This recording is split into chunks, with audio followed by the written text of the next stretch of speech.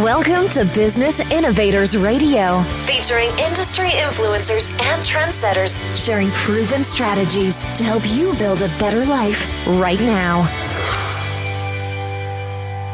Hi, everyone. This is Tammy Patzer, and I'm really excited because today's guest is Patty Farmer. Let me tell you a little bit about Patty before we get into our conversation. Patty Farmer is an award-winning marketing and media strategist, coach, and business consultant, international speaker, podcast host, magazine publisher, and event producer who is located in Dallas, Texas. Patty works with service-based entrepreneurs, small business owners, coaches, and speakers to identify their zone of genius, their target buyers, gain massive visibility, and to package their knowledge into products and services while positioning them in the marketplace to maximize sales. So that's just a little bit about Patty so that you know that we are truly speaking with an expert. And listen to this. She's also created a network of more than 100,000 connections while she's taught thousands of entrepreneurs to connect, collaborate, and convert in less time and to make more money while they're designing the lifestyle they want to live. So I just wanted to give you a little taste of Patty Farmer, but I want to get right into our conversation. So before we do that, just welcome, Patty. Thank you so much for having me. I've been really excited about this, and I always love doing things with you, no matter what it is. So, well, thanks. It is really exciting because here we are. We're closing out 2020 and headed into a brand new year with 2021. And for me personally, it's been this year of, I guess, foundations. But I wanted to ask you, because I know you're an award-winning speaker, and right now, what do you think is the most important topic that your audiences should be focused on? Well, I really think that the thing that they need to be focusing on right now and moving into next year is really what is the best way that they can master their marketing, not just be good at it, not just put themselves out there, but how can they really master it? And then even more importantly is once they do that, they really need to know how to leverage the media, and they can do that from both sides of the mic. They don't have to be a podcast host, or they don't always have to be a speaker. You can do it from both sides of the mic, but it is really important to be able to master that marketing and leverage the media if you want to monetize your business. I agree 100% because sometimes people think they have to do it one way or the other, maybe have a podcast or just be a podcast guest or do marketing in a certain way. Now, I wanted to ask you a little bit more about you on a personal level. Can you tell me a little bit more about your journey on the way to become Patty Farmer? What were some of the circumstances surrounding you the day that you said, I'm going to become a speaker? Actually, I love telling the story because it really even helps me to go back and look and see, right? It's always good to look back and see where we were because we don't always start where we are right now, even though people look at us and think that we do, right? And so for me, in 2008, I moved to Dallas, and Dallas is a metroplex, right? And I didn't know anybody, not one person. And that day, as I was waiting for my furniture to be delivered, I thought to myself, oh my goodness, here I am in a new town and I don't know anyone. And after I had a little bit of a pity party, I stood up and I thought, Patty, this is an opportunity. You're in a town that you don't know anyone. And I'm in the people business, right? And so I walked over to my refrigerator. I wrote 100,000 on my refrigerator. And when my husband got home, he said, "What is that?" And I said, "I made a goal today that in 1 year, I will meet 100,000 business owners and entrepreneurs here in DFW, and I'm going to make $100,000 doing it." And my husband's like, "I love that goal." I did it in 9 months. But the bigger thing is to really, how did I become a speaker? Because at that time, I didn't really want to. And of probably all the questions you may ask me, I think this one is probably the most pivotal, because I didn't really want to become a speaker. I just really didn't. But somebody asked me to do it. They said, "Patty, will you come and do this? Somebody stepped out and I need you to help me." And I did. And here's what's really funny, because when I was there, as she picked me up from the airport, she said, "Oh, Patty, by the way, I know you were only going to speak for 30 minutes, but somebody else got sick and I need you to speak for an hour." My very first time speaking. I was like, "What?" And then she said, "Oh, and we're going to video it." And I was like, "You've got to be kidding me." And then she said, "Oh, and not only that, Patty, but you kind of, when you're up there, it's okay for you to invite them into a program or something that you have." And I was like, "You have got to be kidding me." I was so sick to my stomach. I didn't know what I was going to do. And literally what happened that day was pivotal to changing my life and my business, because what ended up happening is, first, when I got there, I literally went to the restroom and was violently ill. And as a matter of fact, Tammy, I was sick for 18 months every single time before I got on the stage. 18 months. But here's what happened. That was so pivotal in how I did my business that after I spoke there, I went home and told my husband I had decided I was going to be a speaker, and I was going to say yes to every opportunity that somebody asked me to speak, if it was to my ideal audience. And what ended up happening was 2 days later, I was asked if I would get on a plane and go to London and actually speak on a topic on how to use LinkedIn for lead generation, of which I didn't even have a speech. I literally wrote the speech on the airplane when I got there, closed 6 figures from that, and got myself booked 3 times in the global space. All 3 of them were international, and I became an international speaker the second time I spoke, and it changed my business forever. I'll say that would change your business forever. Mm-hmm.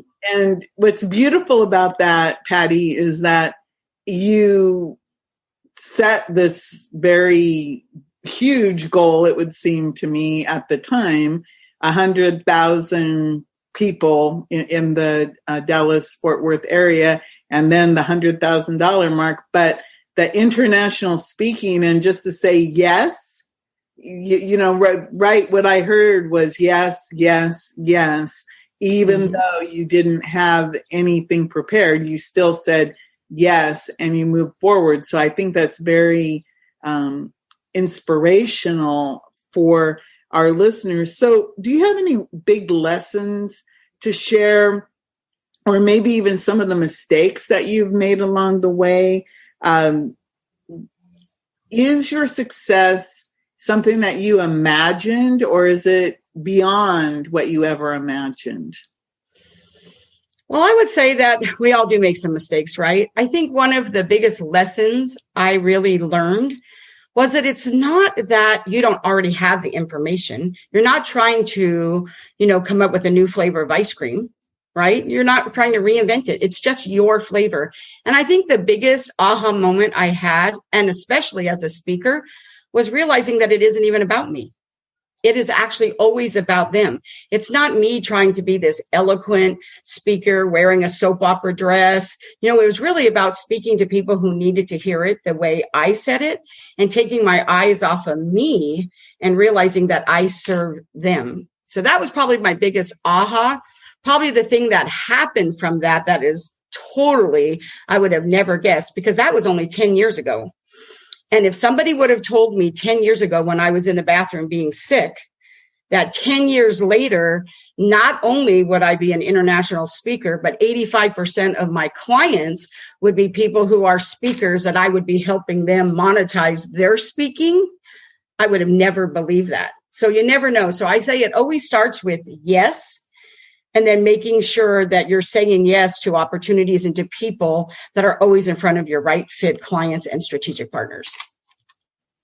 I think that what you're saying that I think is really important to point out is that you're saying you say yes when you're able to get in front of your ideal clients or customers or strategic partners, because think about it. If you're in the front of the wrong people, then what's the point of being there if you're not talking to the right people? So do you have any mentors or role models that have inspired you?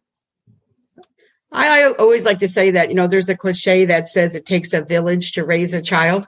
I believe if it takes a village to raise a child, it takes a tribe to build a business. We never get there by ourselves, right? We always have people. And I always believe with all my heart that you can't ask somebody else to invest in you if you're not willing to invest in you. So I would say that the three people who changed my life are Jane Duber. I don't know if you know her. She is phenomenal. Ava Diamond is a speaking coach, and she literally helped me so much. And then Shelley Rice was someone that literally every single time I have an idea, she is like my brainstorm partner. And those three people have been key for me. I think that's really important to point out that it takes a tribe to create something, because so often, especially now, we're behind our computers and maybe, it doesn't seem like there's anybody out there, but I like the idea that you have that brainstorming partner, somebody to say, yeah, you're on the right track, or maybe you're not on the right track. So I know that one thing about you that I've always admired is that you're this connector. You're a big networker. Do you have any tips that you can give our audience about networking, both in person and now, especially online? Oh, absolutely. This is one of my favorite subjects. So the first thing is something not to do. It always starts with what not to do. So I'm going to say, pitch the what do you do question. I think there are so many better questions you can ask someone rather than what you do. I mean, like the first thing that comes to mind is, why not ask somebody who they serve? It's a much better question, right? What's the value you bring to the marketplace? What do you do differently than other people who do what you do? Those are just better questions. And if you ask better questions, and I think that the other thing is, I think old school networking was that, the magic happens when you go have coffee, right? That's always been the thing that everyone has heard. I don't believe that at all, because I'm sure you and your audience would probably say that how many times, whether virtually or in person, you have ever gone and met somebody for coffee and then walked out of there and thought to myself, oh my goodness, that's 90 minutes of my life I'll never get back, right? Because you didn't qualify them. There wasn't a reason for you to get together. So I think networking with intention is pivotal. You only have so much time. What's the reason? So ask better questions and then decide whether or not it makes sense to move forward and get together. I really like that. You remind me the other day, I actually met somebody and I left that and it was gone out of my mind. And I don't know why, I guess maybe I didn't connect. And again, like you said, sometimes we do, it's like, 90 minutes that you'll never get back, from your life, or the great one, they want to pick your brain. And if anybody says that to me now, I run from the pick your brain, people. So, relationships, especially nowadays, again, networking is one thing, but networking and relationships, I think, are not necessarily the same thing. But when we form these relationships with people, we all have the good cliche, people buy from people they know, like, and trust. And so we know that that's true. So can you talk a little bit more about how would you create real solid relationships that not only lead to better customers, but just to have better relationships in general with people that you are doing business with both online and offline? I think that this is where, especially right now, because I truly believe that relationships are the currency in today's business environment, for sure. And probably the thing I've been quoted the most for saying is that the only difference between a contact and a contract is the R, and that R stands for relationships, right? Every person you meet, the only difference really is building a relationship. And one of the things that I think is really crazy in today's environment is that people think that they're going to go from the person to person. I got to pass my business card. I need to have this call. I need to meet this person. But the reality really is it isn't about casting a wide net.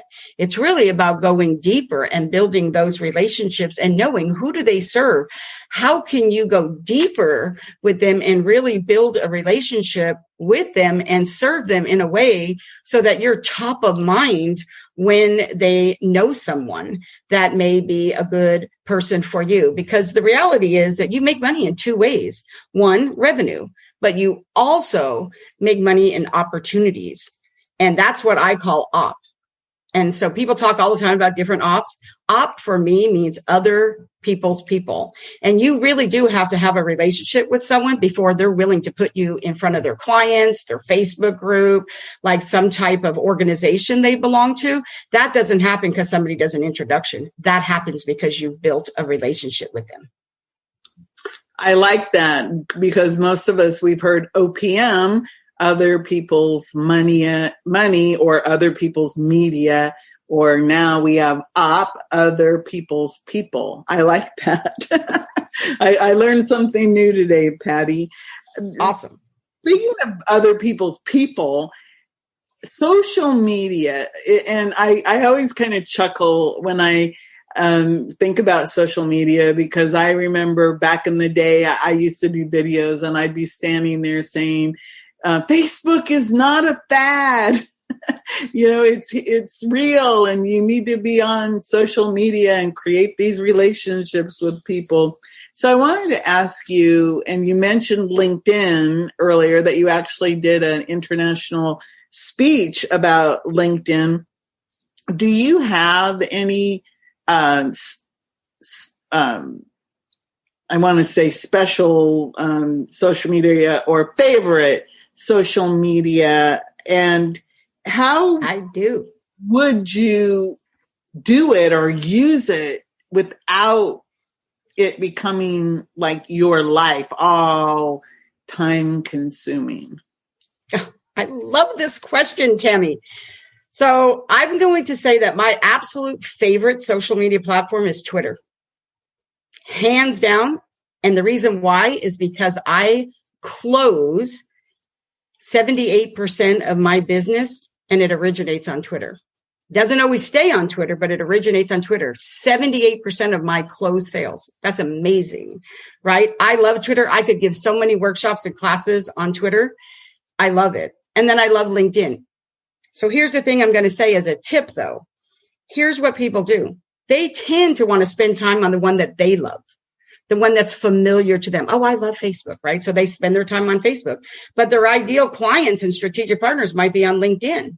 So if I had $1 for every time somebody said to me, Patty, what's the best social media platform? The best social media platform is the one where your ideal clients and strategic partners are. And I actually have a tip for everybody. And this is pretty much my solid tip. And I'm just going to, if they just don't listen to anything else I say today, this right here will make a business change for them. So picture your business card in your mind. So visualize it. And this is what I do. So your business card has 4 corners. So for me, it might not be the same for you. My 4 corners look like this. The top right corner is Twitter. The bottom right corner is LinkedIn. Then it's Instagram. And then it's Pinterest for me. Everybody's on Facebook, right? And here's what happens. So when I meet someone, and now we're in person and we're networking and we get to the point where now we're going to exchange business cards. Here's what I always say. It's the last question I ask every single time. I say, where do you hang out? What social media platform is your favorite? And whatever they tell me, once we're separated and we're moving on, I bend their business card on the corner where they told me they hang out. And when I come home, I don't need to connect with them on 5 social media platforms. All I need to do is go connect with them on the one platform where they just told me they hang out. So picture a whole stack of business cards if you had them because you went to an event. If the only call to action you had to do was connect with them on one place and you could just look at the card, how much easier would that be? You don't have to be everywhere. You just need to be where those ideal people are. Right there, that's gold. And it's interesting because you said 78% of your interactions have started on Twitter. And then that's a pretty phenomenal high rate of connections right there. And you're right. You said one thing that I think a lot of people miss. It's not about where you like to hang out. It's where your ideal clients like to hang out. And I like that, the idea of just being able to bend the card to the one that you think is right. And you mentioned Twitter, LinkedIn, Instagram, and Pinterest. And it might be different for other people, right? It's really your legend, right? But for me, those are the 4 places that I get the most amount of business. So that's where my corners are.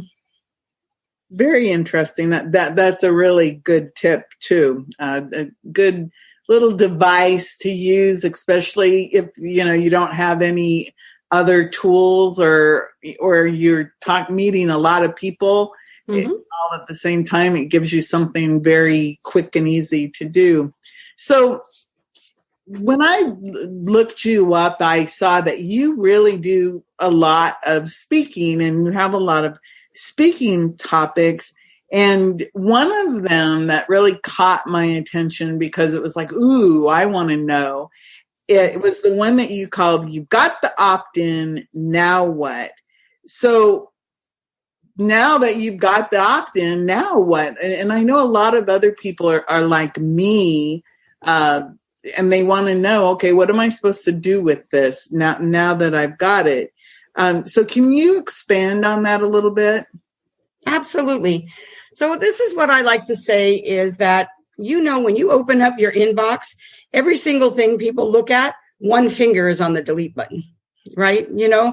And so I think that whenever you offer someone something, no matter how they get on there, whether it's something paid or something free, whatever the case may be, getting them on your email list to opt in is the easy part. Getting them to stay, however, is the hard part. And I call that having a stick strategy. What do you need to do so they stick around, right? And I think that having a plan for what you're going to do. So for me, one of those things are once somebody opts in, is to really let them know what can they expect to receive, because right away they're thinking, okay, I wanted that, but they're already thinking, oh yeah, the next thing I get from you, I'm going to unsubscribe if it isn't really juicy and good, right? Because how many times have you had somebody where you've opted into something and then the very next thing they send you is trying to sell you something, right? Which is a bad practice. So really the first thing I would do is to tell them what can they expect from me and how often can they expect to receive it. So that way they know. The thing I do after that is I tell them what are the benefits to being a part of my community. For me, some of those are that they will be the first people asked to be beta testers for some of the things that I do. And I actually give them exclusive content that nobody else gets. They get deep discounts that nobody else gets. So I give them reasons why they want to be on my list and what is the benefit to them. And I make sure that I nurture them, I engage with them, I serve them. And then most of all, I make sure I honor them by vetting them about twice a year. So twice a year, I send my list an email and basically say to them that I want to honor you by making sure that I'm only giving you information that you want. Choose the things below that you do want to receive information. And each one of those things that they click on the back end is actually a list, and they choose to go into that list. So I am only sending them consistent, relevant information that they want to receive. It's interesting because I think I am on your list, and I remember doing that survey, and I remember thinking, yeah, I like that. You've mentioned the word serve several times, so I noticed that's huge in your vocabulary, and I take it that's how you operate. It's in service to all of your clients and all of those people who are on your list. So I just wanted to recognize that. Thank you. I think it's important to serve, not sell. Mm-hmm. So I believe, for me, that if you lead with contribution, compensation will always follow, but you always serve first. Good. Now, you do a lot of amazing things, and right now I'm thinking about so many people, the way they're feeling, they're feeling like maybe a lot of pressure, or they're in business and it's like, oh my God, I have to do this, and all of these different things. And you've actually created this marketing, media, and money biz quiz. Can you tell me how this quiz is going to help your potential clients or your clients? Absolutely. So I am so proud of this quiz. And the reason why is it's an assessment. They can do it in 3 minutes or less. So very quickly. It has 7 key areas. But what I wanted it to do is I wanted it to be able to enable them to know where they're excelling. Like, where are they doing things very well? Where maybe they should make a few changes, and what are the next steps in order for them to take massive action to get massive results. So that was really important to me. And I wanted to make sure that I created a resource that if they never hired me, never contacted me ever again, that it would serve them. They would get something out of it, rather than something where, oh yeah, that was really great that she did this, but now I have to hire her, right? Obviously I'm here to serve if I need to, or if they need me, but I wanted it to be something freestanding for them. So that's why this marketing, media, money assessment, I'm so proud of it. And really, honestly, to be able to go to that, can I mention it? Is it okay to mention? Okay, good. So they would just go to www.m3, that stands for Marketing, Media, Money. So m3bizquiz.com. And like I said, it's totally free. I have had so many people come back to me and say, you know what, Patty, you don't know what you don't know. And it has really helped them to be able to open their eyes and know what to do. And it also made them feel good when they saw where they were excelling, because sometimes when like you said, you're frustrated and you're stuck, it's kind of nice to know what you're doing good too. It is always good to know where you have some strengths, especially when you're feeling like, oh my goodness, I'm just on this treadmill, not going anywhere. And this year's probably been a little bit harder than others, but I think that having that quiz is, very, very useful. You're also the host of Marketing, Media, and Money podcast and magazine. Now, that's a lot of work. So can you tell me why you chose a magazine and a podcast? Absolutely. Well, because I actually do marketing and media, it made perfect sense to have those assets for my clients and for the people I serve. So that's the first thing. But the other thing is I can't be everywhere. I can't help everyone. And so when people would come to me, a lot of times you said it earlier about pick my brain, right? For me, I don't let anybody pick my brain, but I do let them rent it. And so for me, I needed someplace to send them. I needed a resource that when they asked me things and I couldn't go have coffee or I couldn't get on the phone with them, that I did have a resource that would serve them. So it was super important to me for the people who were receiving it. And it was important to me for the people that I could collaborate with, that I knew they were just experts and authorities, and how could I serve them as well? And this was a win-win-win for everyone. I think that's exciting. And I think that now having a podcast, and your shows are very in-depth, and they have a lot of really good, you have a lot of good guests, and you also ask a lot of really good questions. And of course, the magazine is just jam-packed with all kinds of information.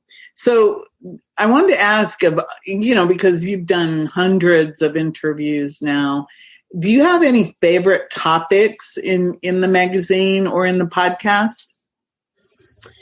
Well, it's not so much that I have a favorite topic per se, but my 3 favorite words are strategy, leverage, and monetize. And so things that have those make me happy. But I think that the biggest thing for me in both of them isn't so much the topic, but it is very, very important to me, which is why you're one of my columnists, right? It is very, very important to me that the people who come on my podcast and write for my magazine, that they are willing to share what is working now. We don't care what happened 5 years ago or 2 years ago. What we want to know is what are you doing that's working now that we can share to help people grow, build, and scale their business. So if they're not willing to do that, if they're willing, if they're thinking, oh no, I don't share, they're not for me. They need to be willing to share. And that is the most important thing to me for my magazine, my events, and my podcast.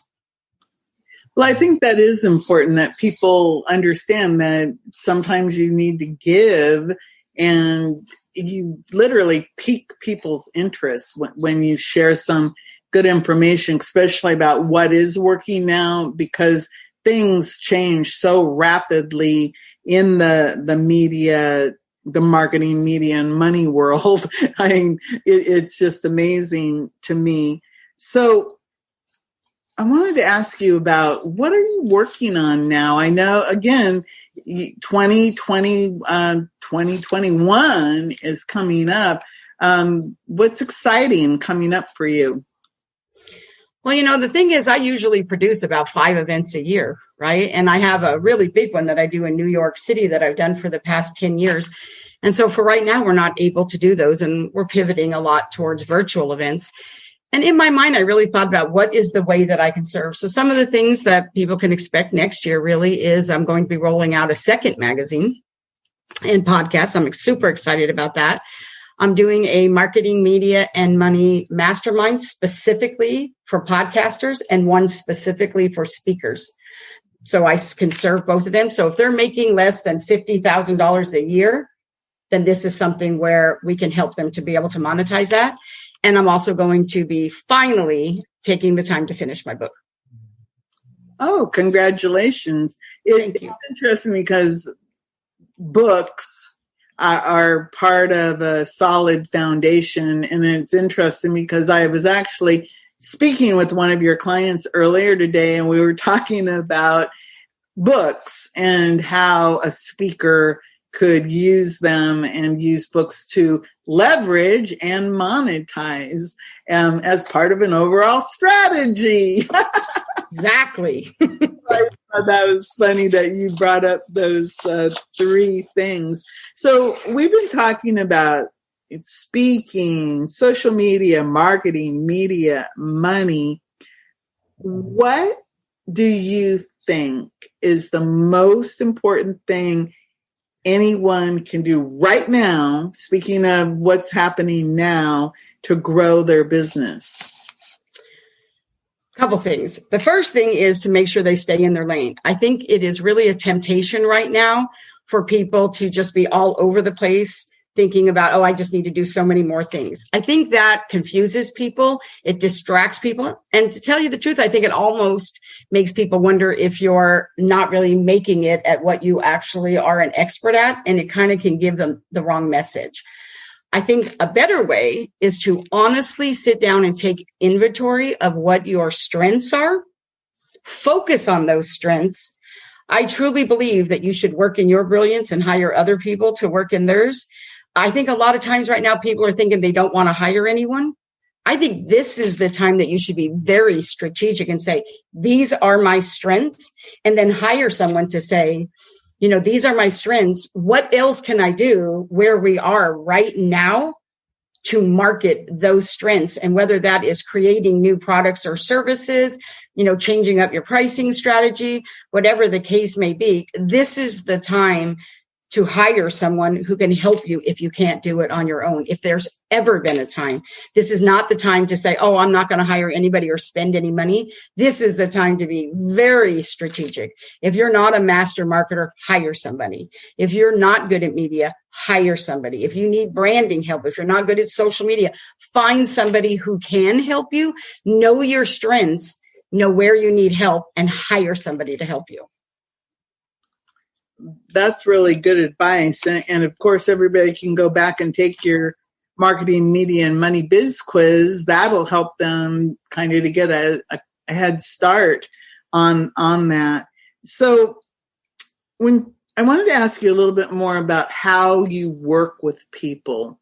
And if somebody's working with you, can you kind of tell me what that looks like? Maybe outline some of the steps that they might go through on that journey and what most of your clients' end goals are? This is a great question.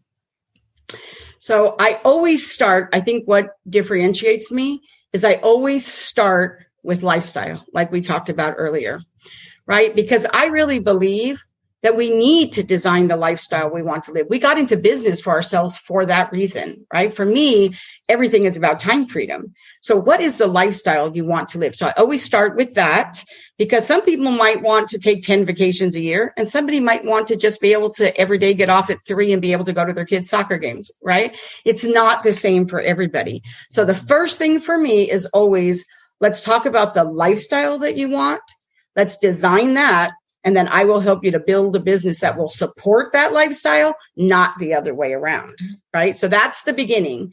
The end goal is always obviously to make them profitable, but it's also to create transformation, not just for them, but for their clients as well. I'm not in the information business. Google's in the information business. I'm in the transformation business. So my end goal is always to help them transform their life and their business and those of their clients. But in between that beginning and the end goal, everybody has a different business. So there is no one size fits all. But one of the things that is very important to me is to really understand how do they want to serve and where are the gaps.